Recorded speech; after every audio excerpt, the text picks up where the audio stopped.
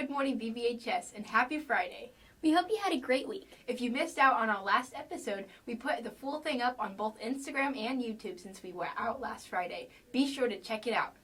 But now, here's your PPN episode 102. We'll kick you off with some VBHS news. First, the ACT is this Saturday. Good luck to everyone that's taking it. Be sure to get there by 7:45 with your ticket, photo ID, and calculator. Next up, seniors. There are still lots of scholarships available. Be sure to stop by and see Ms. Nelson in the Counseling Center for more information. Also, if you're not on the Facebook page, be sure to check there. Scholarships are updated frequently. If you bought a candy gram this week, you'll have it delivered to your 5th hour class on Monday. So happy Valentine's! Here's a big update that you probably already know. The winter dance has been rescheduled for Saturday, February 26th from 7 to 10. Tickets will go on sale again a few days prior to the dance. There will be more details on the dance the closer we get, so stay tuned. Now here are your sports with Kaylee and Aaron. Welcome back to sport. Bowling competed in the 5A conference tournament in Rogers and the 5A state tournament in Lowell. Wrestling competed at Russellville Tuesday and has a conference tournament tomorrow at Hot Springs Lakeside. Conference swim meet was Tuesday in Russellville. Baseball season is about to begin. The first game is a benefit game at Rogers on February 22nd. Basketball hosted Greenwood on Tuesday and traveled to Greenbrier Wednesday. Basketball also travels to Mountain Home tonight. That's it for sports this week. See you next week. The 2022 Beijing Winter Olympics have arrived. But with all the geopolitical controversy, COVID bubbles, and the fact that we had an Olympic less than 6 months ago, it might be the least hyped people have been for the mega international sporting event in recent memory. The Winter Olympics will be from February 2nd to February 20th. You can watch them on NBC Sports or stream them on Peacock. Today specifically, you can check out the snowboarding cross mix team final and the men's hockey prelims. USA versus Canada later tonight. We have a link below with the full schedule of events. Britain, France, Denmark, Turkey, and a few other parts of Europe have loosened restrictions. Australia has dropped mask mandate and reopened its border. South Africa has lifted curfews and required schools to open fully. China is doing none of this. Beijing Olympics begin. China continues to have a zero COVID policy. The Olympics will have very few. In the northwestern city of Lansing last year, officials told roughly 4 million people to stay home in response to fewer than 50 known cases. More in the world. The U.S. is deploying 3,000 more troops to Eastern Europe, and President Vladimir Putin pledged to deepen ties between Russia and China. Tens of thousands of Russian troops began military exercises in Belarus last Thursday. Western officials view them as potential pretext to an invasion of Ukraine. Russia has amassed at least 70% of the military capacity it needs to invade its neighbors, the U.S. government said this weekend. The U.S. has estimated that a war could leave 50,000 civilians killed or wounded, 25,000 Ukrainian soldiers dead, and millions of refugees looking for a shelter across Europe. If Russia invades, the U.S. has vowed to unleash the mother of all sanctions against the country. Russia, in retaliation, could counter with its own mother lode, withholding gas shipments to Europe. Which would not be good, given Europe has a coffee-level dependence on Russian energy. Russia supplies about 33% of Europe's natural gas and more than 25% of its crude oil imports.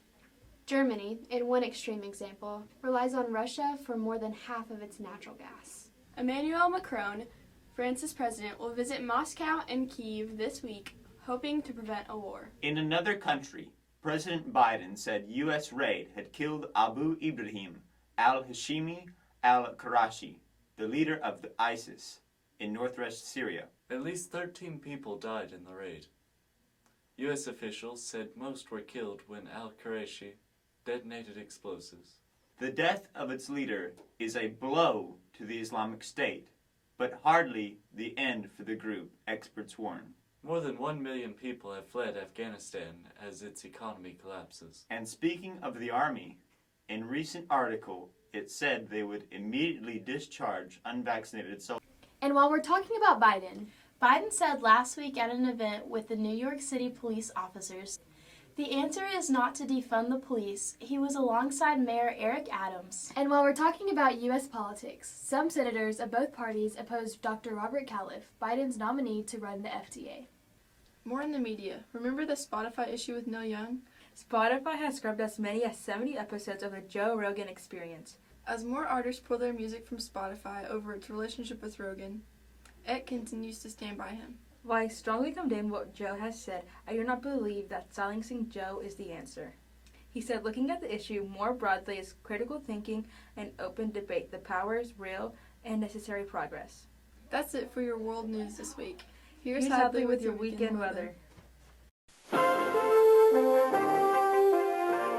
it's Hadley. Let me tell you about your weekend weather.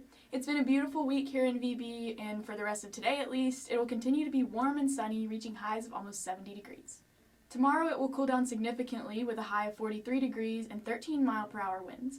You can still expect sunshine and blue skies throughout the most of the weekend, though.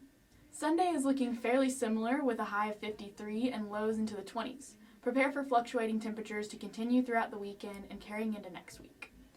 Now, a lot of the time, I know it seems like weather across the country or even across the world is irrelevant, but besides becoming a well-rounded and knowledgeable individual, it affects you more than you would realize. Right now, because of extreme weather across the U.S., insurance rates are rising for homeowners, causing many retirees to lose their homes. This is important for even young people because you can't predict what the weather is going to do 50 years from now. It's important to learn from instances like this to make smart decisions about how you shape your life financially. Winter storms in Tennessee are a perfect example of this. As of Monday, thousands of homes in the Memphis area remain without power, and full restoration isn't expected until the end of the week. Extensive damage was done to houses and vehicles as a result of the storm, leaving wires and other dangerous debris exposed. Now, in honor of Valentine's Day and all things loving and fun, did you know that as many as 6 million couples on average get engaged on Valentine's Day? Now you do. That's it for me, guys. Have a great weekend. That's it for us this week. Thanks for tuning in. Make sure to check out the links below for a bigger scoop on these stories. We'll see you again next week. Until then, drink some water, wear your seatbelt, and tell someone you love them. Especially since it's Valentine's Day on Monday. Make sure to be sending us your student subs. Here's some from last week.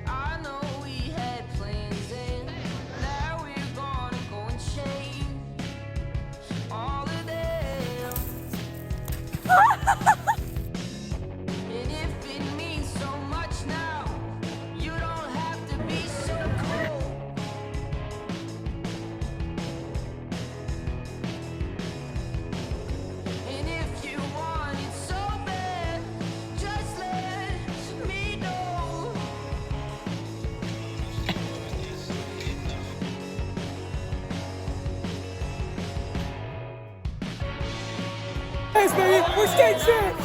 Come on, Chase, what's your thoughts, baby? We'll kick you off with some VBHS. But first.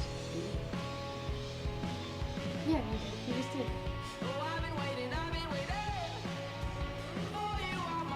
Are you starting it? I mean, you said you wanted to. Oh, okay. I guess that one doesn't really count as one.